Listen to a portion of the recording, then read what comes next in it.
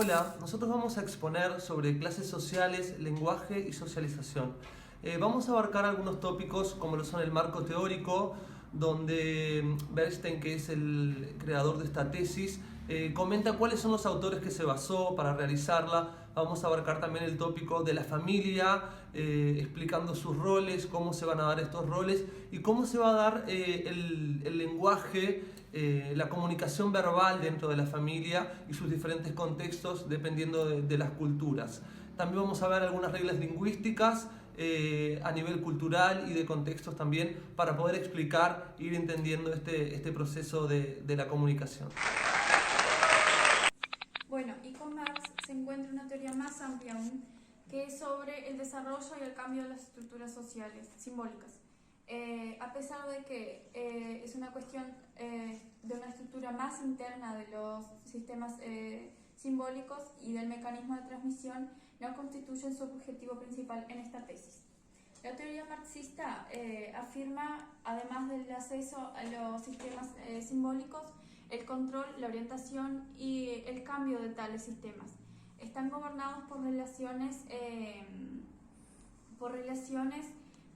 de poder que no inscriben a la estructura de clases, no solo por el capital, el sentido de estrictamente económico, o sea, no solo por el sentido estrictamente económico, de plata o algo, sino que está sometido a una apropiación, una manipulación y una exploración, sino también del capital cultural, de un contenido de conjuntos de sistemas simbólicos que permiten al hombre entender, extender y cambiar los límites de su experiencia. Es claro que no se pretende definir de una manera el marco conceptual necesario en esta tesis, sino que todo es un estudio de una estructura fundamental de transmisión cultural y de los cambios que dicha estructura tiene en la sociedad. A manera de resumen, de Marx y de Durkheim, él toma a nivel macro, y de Mead, como dije anteriormente, él toma a nivel micro, para así constituir una teoría sociolingüística. Que este acuerdo es una larga serie de trabajos de antropólogos, lingüistas, sociólogos y de psicólogos. También él dice que es muy importante explicitar que su objetivo no constituye de una investigación. Chomsky, en aspectos de teoría de sintaxis, separa claramente el estudio del sistema de reglas de lengua del estudio de las reglas sociales que determinan el uso de la función de los contextos, y elabora una distinción entre competencia y actuación. La competencia designa el conocimiento tanto que tiene el niño en las reglas de su lengua, y la actuación refiere al uso, a lo esencialmente social. O sea, la actuación sería de cómo el niño tiene uso de esa palabra, y la competencia sería de cómo lo hace. O sea, y se puede decir que la competencia es lo correcto, lo ideal, y la actuación sería lo peor, lo por abajo. Con respecto a los fundamentos teóricos de la tesis de Bernstein, él le llevó 10 años en desarrollar esta tesis hasta llegar a las conclusiones finales. Él dice que hay dos objetivos que le hicieron un puntapié para iniciar esta tesis. Un objetivo inicial que sería los problemas constituidos por las diferencias de aprendizaje escolar, y después un objetivo más general, que serían las relaciones entre los órdenes simbólicos y la estructura social. Después Bernstein, el propio autor, nos dice que después de concluir su tesis hubiera menos malentendidos si hubiera hablado de códigos sociolingüísticos en vez de códigos lingüísticos, ya que este último concepto daba la impresión de que estaba exaltando la sintaxis con detrimento de la semántica, o peor aún, que establecía una relación término a término con un significado de una forma determinante de una sintaxis. Entonces, el código sociolingüístico se refiere a una construcción social de los significados y sus manifestaciones lingüísticas en contextos diferentes pero relacionados a sí mismos. Él define el rol como una actividad de codificación compleja que controla la creación y la organización de significados específicos. Por último, en términos generales, él dice que los trabajos que él realizó de la sociolingüística intentan explorar como los sistemas simbólicos que son tanto manifestaciones como manifestaciones regulares de la estructura de relaciones sociales. El sistema simbólico particularmente, él estudió como lo que Bernstein dice que es muy importante ver aquí cuáles son las diferentes obras que entraron en su tesis. Él señala dos grandes autores que son Durkheim y Marx, que recoge lo que podría utilizar de cada obra para así analizarlas en su tesis. De Durkheim, él pretende esclarecer la relación entre los órdenes simbólicos, las relaciones sociales y la estructuración de la experiencia. Durkheim ubicó el problema general de la relación entre los sistemas de clasificación y el emancipamiento del orden simbólico, por una parte, y por otra parte, la organización de la experiencia. En este trabajo el autor encuentra dos grandes problemas. Sí se está de acuerdo en que los sistemas simbólicos y la estructura social y la configuración de la experiencia están profundamente ligados, queda por dimensiones cómo se realiza dicha estructuración. La segunda dificultad tiene que ver con el problema del cambio de los sistemas simbólicos. MINT constituye una solución a la primera dificultad, el cómo, y también provee las bases para la solución de la misma. Así pues, el análisis de MINT ayuda a resolver el problema delicado del cómo, pero no sirve para tratar el cambio de los sistemas simbólicos en las estructuras de la experiencia. Para comenzar, me gustaría plantear la relación entre dos sistemas de reglas, el sistema de reglas lingüístico y el sistema cultural. Como primera relación es que el sistema de reglas lingüístico está integrado al sistema de reglas cultural. Sin embargo, el sistema de regla lingüístico configura en determinados aspectos al sistema cultural. Como lo mencionamos antes, esto es una síntesis sociológica, entonces se plantea de que la forma del habla es considerada consecuencia de la forma de relación social, es decir, todas aquellas formas de habla, o sea, los códigos que utilizamos, ilustran o definen de cierta manera la forma de relación social, nuestras interacciones, creando un orden de pertinencia. Dado este planteamiento de que la forma del habla está determinado en su origen por una configuración social, lo que no significa que la forma del habla no puede a su vez modificar modificar o transformar la estructura social. Entonces, el autor se plantea la siguiente cuestión, o sea, se pregunta bajo qué situación puede suceder lo contrario, es decir, modificar la acción humana a través del habla. Acá es cuando entra la importancia en el tomar sobre los acontecimientos y consecuencias de las formas que logran, digamos, las determinaciones. Para hablar de estas determinantes, el autor habla de la relación entre lenguaje y socialización. Al abordar estos dos aspectos, deja en claro lo que quiere abordar en su tesis, que sería la restricción contextual sobre el habla, dejando también claro a la socialización como un proceso en el cual el niño adquiere identidad cultural y cómo reacciona ante dicha. El niño también se sensibiliza en base a los roles que tiene que asumir en la organización de la sociedad. Y este proceso va creando a través del tiempo la necesidad de un orden. La estructura de la comunicación es afectada en sí misma, aunque no de manera definitiva. ¿Por qué? Porque solo una poca parte de la población ha tenido y tiene acceso a un nivel del conocimiento con el manejo del metalenguaje y quedando el resto de la masa con un conocimiento que simplemente permite la ejecución de operaciones particulares, por lo general ligados al contexto, ¿no? Por lo que se distinguen dos grandes clases de significados: los universalistas y los particulares, siendo los universalistas los principios y operaciones lingüísticas que están menos ligados a contextos y a significados universales, y los particulares son los principios y operaciones, digamos, relativas, que van a estar más ligados al contexto y a situaciones. Como sabemos, varios son los agentes de socialización, ¿no?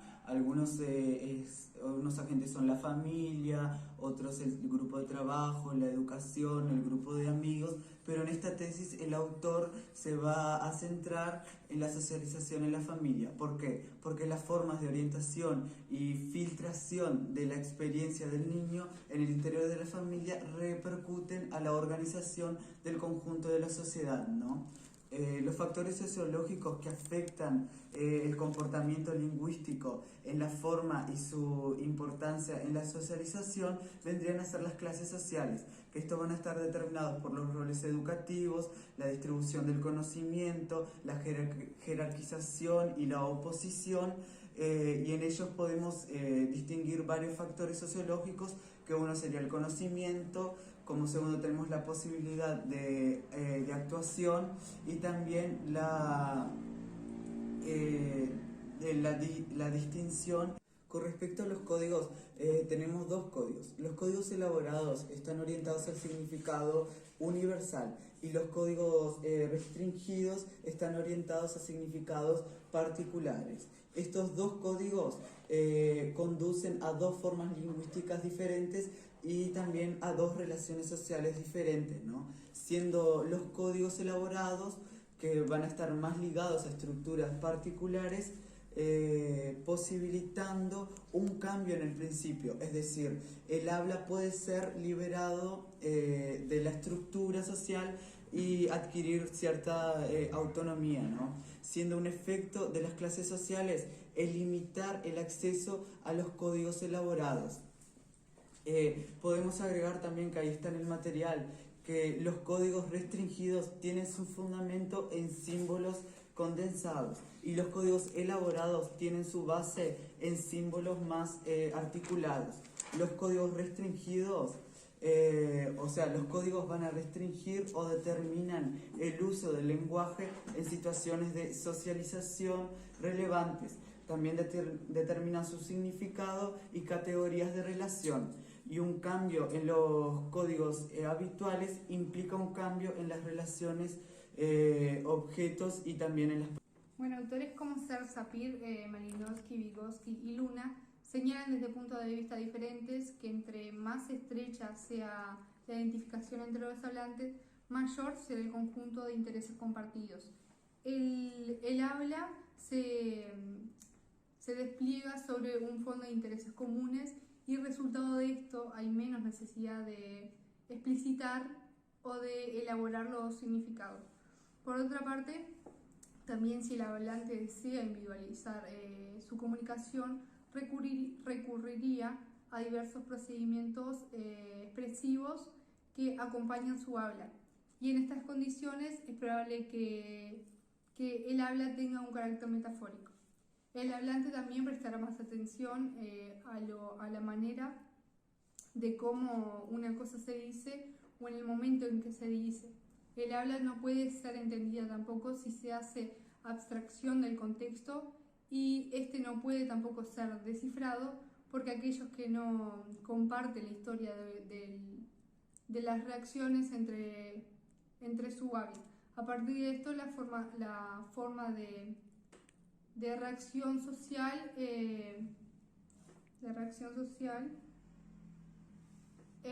actúa sobre los significados. También otro tema que hablaba del texto es los roles de los hablantes. Son roles totalmente colectivos, y de esta manera se puede establecer una articulación entre relaciones sociales estrechas basadas en los roles colectivos y en la realización verbal de sus significados. Retomando los conceptos utilizados anteriormente, las relaciones sociales estrechas o restringidas basadas en los roles colectivos hacen referencia a significados que son particulistas y que están ligados al contexto y al enunciado por medio del habla de unos ejemplos que se mencionan en el texto da hincapié a una variante elaborada donde las significaciones deben ser explícitas. Para aquellos que no han visto, en este caso la película que se menciona en el texto, ya que cada miembro cuando propone su interpretación dice que lo hace a nombre propio. La variante de este tipo envuelven a los hablantes en relaciones de roles particulares y es preciso saber jugar el rol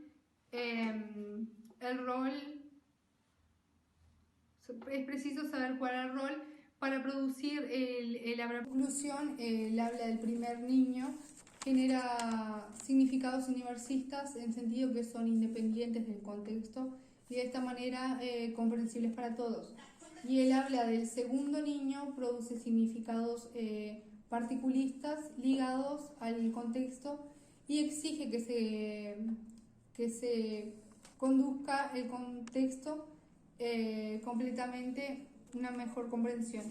Después otro autor que menciona el texto es Turner, que él a partir de un juego donde le menciona a los niños preguntas como ser ¿qué está diciendo el hombre? La cambia a ¿qué piensan que está haciendo el hombre? Muestra que los niños de clase media tienen la necesidad de una instrucción más precisa para forzar sus hipótesis.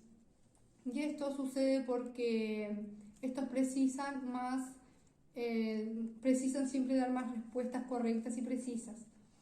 Se puede concluir con esta hipótesis que los niños de clase media tienen acceso a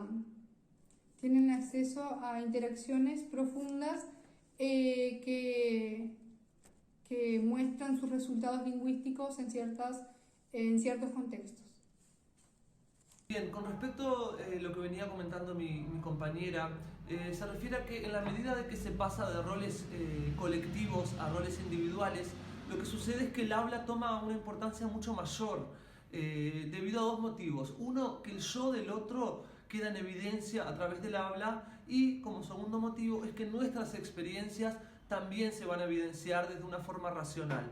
Esto lo que va a hacer es que nos va a dejar en una posición de mayor vulnerabilidad al expresar el habla, ¿no? Con respecto al lenguaje y la socialización en la familia, se mencionan algunos contextos que se interrelacionan entre ellos, que el autor los caracteriza en 4 contextos. Un primer contexto denominado regulativo, que son las relaciones de autoridad, donde se van a estipular normas y parámetros. Un segundo contexto instruccional, donde el niño va a conocer objetos, va a conocer personas y les va a permitir otras habilidades. Un tercer contexto imaginativo, donde el niño es estimulado a experimentar y a crear, y a raíz de esto generar sus propios términos y sus propias maneras de realizar las cosas. Y un cuarto contexto interpersonal, donde el niño va a conocer sus relaciones afectivas, ya sea con los otros o con él mismo. Lo que hace esto es poner en evidencia o hacer perceptibles las organizaciones en las diferentes culturas a través de la manifestación del lenguaje.